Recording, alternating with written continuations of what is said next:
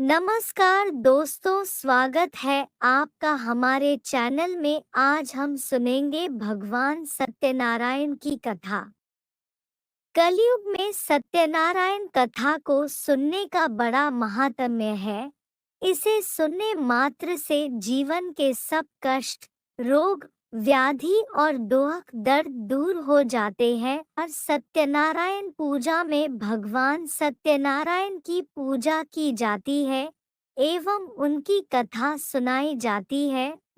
सत्यनारायण पूजा कुछ घंटे की पूजा होती है और इस पूजा में भगवान नारायण यानी कि विष्णु भगवान के सत्य स्वरूप की पूजा की जाती है।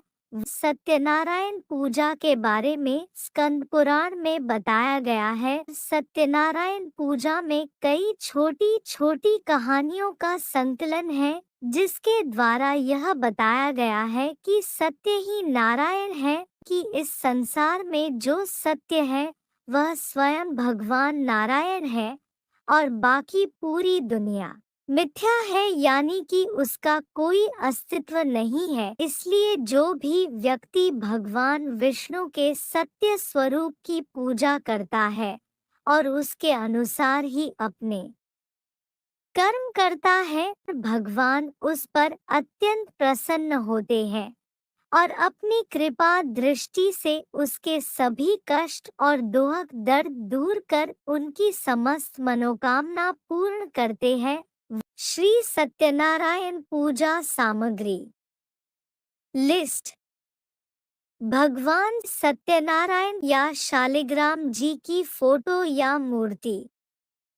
भगवान को विराजमान करने के लिए एक लकड़ी की चौकी, चौकी पर बिछाने के लिए एक सफेद वस्त्र, भगवान की पूजा के लिए थाल, रोली, चावल, मौली, दीपक, बत्ती और घी, पंचगव्य, पंचामृत, दूध, दही, घी, बुरा, शहद, केले के पत्ते। भगवान के भोग के लिए केले, तुलसी के पत्ते, मिठाई और पंजीरी का प्रसाद, दूर्वा, पान, कुमकुम। श्री सत्यनारायण पूजा विधि। श्री सत्यनारायण भगवान की पूजा उत्तर या पूर्व की ओर मुंह करके करें। जिस जगह आप सत्यनारायण भगवान की पूजा कर रहे हैं उस स्थान को साफ करें और संभव हो सके तो गाय के गोबर से उस स्थान को लीप देवें। उस स्थान पर अब चौकी को रखें। चौकी के चारों पायों के पास एक एक केले का पत्ता लगाएं। चौकी पर कपड़ा बिछाकर भगवान सत्यनारायण, शालिग्राम जी या ठाकुर जी की मूर्ति स्थापित करें। एक फोटो भगवान गणेश जी की भी रखें। एक घी का दीपक जलाएं। अब सबसे पहले भगवान गणेश जी का पूजन करें। भगवान गणेश को आह्वान करके उन्हें तिलक, रोली, मोली, चावल, दक्षिणा आदि अर्पित कर उनका पूजन करें। अब दशों दिक्पालों, नवग्रहों की पूजा करें। इनके पश्चात भगवान सत्यनारायण की पूजा करें। सत्यनारायण भगवान को स्नान कराएं, उन्हें वस्त्र उपवस्त्र पहनाएं, उन्हें पंचामृत अर्पित करें। अब सत्यनारायण कथा का पाठ करें। भगवान गणेश, श्री सत्यनारायण एवं अन्य देवताओं को भोग अर्पित करें। अब थाल में दीपक एवं एक अन्य दीपक में धूप डालकर कपूर जलाएं। अब सभी खड़े हो जाएं और भगवान की आरती गाएं।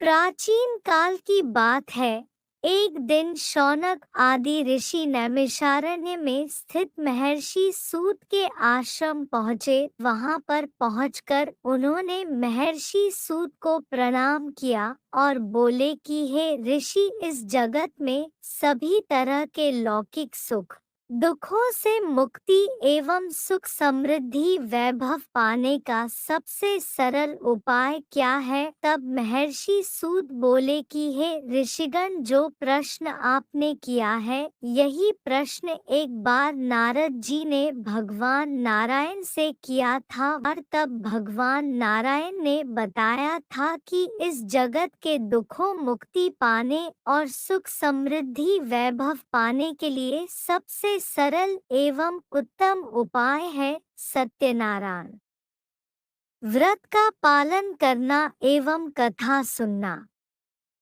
सत्यनारायण व्रत के लिए सत्य निष्ठा के साथ सत्य आचरण करना ही भगवान सत्यनारायण की सच्ची आराधना है।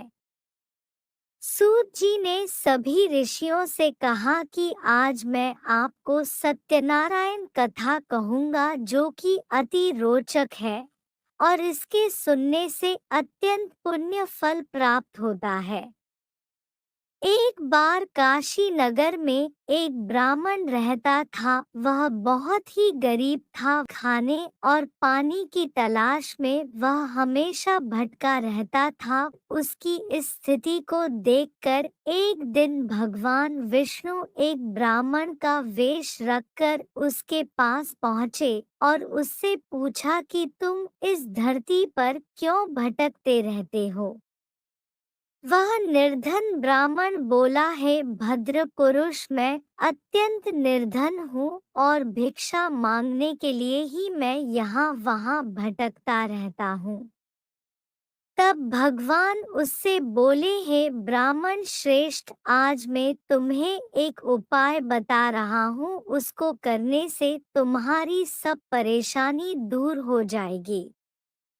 तब ब्राह्मण के वेश में भगवान बोले कि तुम्हें उत्तम फल प्रदान करने वाले सत्यनारायण व्रत कथा को करना चाहिए। ऐसा कहकर भगवान वहां से अंतर्धान हो गए। अगले ही दिन उस ब्राह्मण ने विधि विधान के अनुसार सत्यनारायण कथा और व्रत का पालन किया, जिससे कुछ ही दिनों में उसके सारे दर्द दूर हो गए और वह अपने परिवारजनों और मित्रों के साथ आनंद पूर्वक जीवन बिताने लगा। अंत में अपने जीवन के वर्ष पूर्ण कर लेने के बाद वह ब्राह्मण सत्यलोक भगवान वैकुंठ के धाम पहुंचा। इसके अलावा एक और कहानी है कि कही जाती है, जिसे सूत सत्यनारायण के व्रत में ने ऋषियों को सुनाई थी। इस कहानी के अनुसार प्राचीन काल में उल्कामुख नाम के राजा थे, जो कि बहुत ही धर्मपरायण व्यक्ति थे। एक दिन वह अपनी पत्नी के साथ भद्रशिला नदी के तट पर सत्यनारायण व्रत पूजा कर रहे थे। तभी उधर एक साधु नाम का बनिया आया और राजा को इस तरह पूजा पाठ करते हुए देखकर वह राजा के पास गया और बोला, हे राजन, आप यह पूरे मनोयोग से किसकी पूजा कर रहे हैं। तब राजन बोले कि संतान प्राप्ति की कामना से मैं भगवान विष्णु की पूजा कर रहा हूँ। राजन से उस व्रत की सारी पूजा विधि जान उसने निश्चय किया कि वह भी संतान प्राप्ति के लिए यह व्रत करेगा। घर पहुंचकर उसने अपनी पत्नी लीलावती को सत्यनारायण व्रत की पूरी विधि एवं कथा सुनाई, जिसके बाद उसने कहा कि अगर उसे संतान प्राप्त हुई तो वह सत्यनारायण का व्रत करेगा।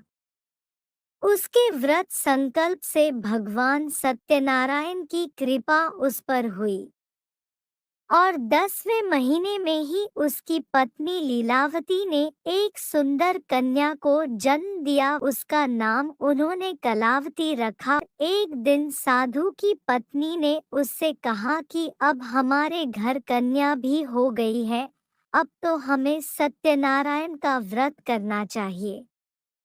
तो साधु बोला कि जब इसकी शादी हो जाएगी तब हम वह व्रत करेंगे। कन्या के युवती हो जाने पर एक सुंदर वणिक पुत्र देखकर साधु बनिए ने अपनी बेटी कलावती का विवाह उसके साथ कर दिया। लेकिन दुर्भाग्य से वह सत्यनारायण व्रत पूजा करना भूल गया। कुछ समय बीतने पर वह अपने दामाद के साथ ही पास के रत्नसारपुर नगर में व्यापार करने गया। कुछ ही समय में उसका व्यापार अच्छा चलने लगा। लेकिन सत्यनारायण भगवान का व्रत नहीं करने पर भगवान उससे रुष्ट हो गए थे। एक दिन जब वह ससुर और दामाद साथ में खड़े थे तभी एक चोर राजा चंद्रकेतु का धन चुराकर उधर की ओर आ रहा था।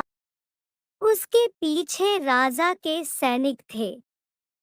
उन दोनों वणिक पुत्रों के पास आकर वह चोर डर से वह राजा का चुराया धन उन दोनों के पास छोड़कर भाग गया। पीछे से राजा के सैनिकों ने उनके पास धन देखा तो उन्हें पकड़कर वहां से ले गए।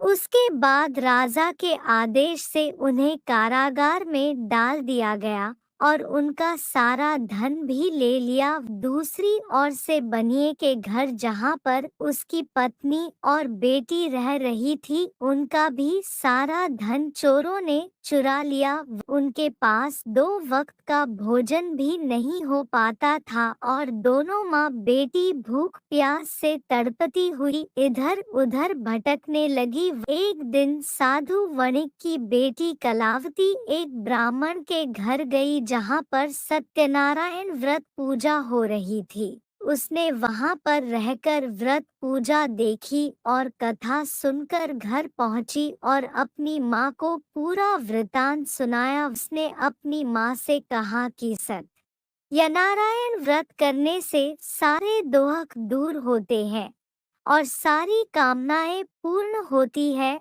इस तरह दोनों माँ बेटी ने अपने बंधु बांधवों के साथ सत्यनारायण पूजा एवं व्रत किया। सत्यनारायण पूजा से भगवान सत्यनारायण प्रसन्न हुए और राजा चंद्रकेतु को स्वप्न में दर्शन दिया और बोले कि दोनों वणिक निर्दोष है और उन्हें तुरंत छोड़ दे और उनका सारा धन दे दे, अन्यथा तुम्हारे पूरे राज्य एवं पुत्र का नाश हो जाएगा। राजा ने अपना स्वप्न पूरी सभा में सुनाया और दोनों वणिक पुत्रों को उनका धन देकर छोड़ दिया। इस तरह जो भी भगवान सत्यनारायण का व्रत एवं पूजा करता है उस पर भगवान सत्यनारायण की कृपा होती है और उसकी सभी मंगल कामनाएं पूर्ण होती है। बोलो सत्यनारायण भगवान की जय।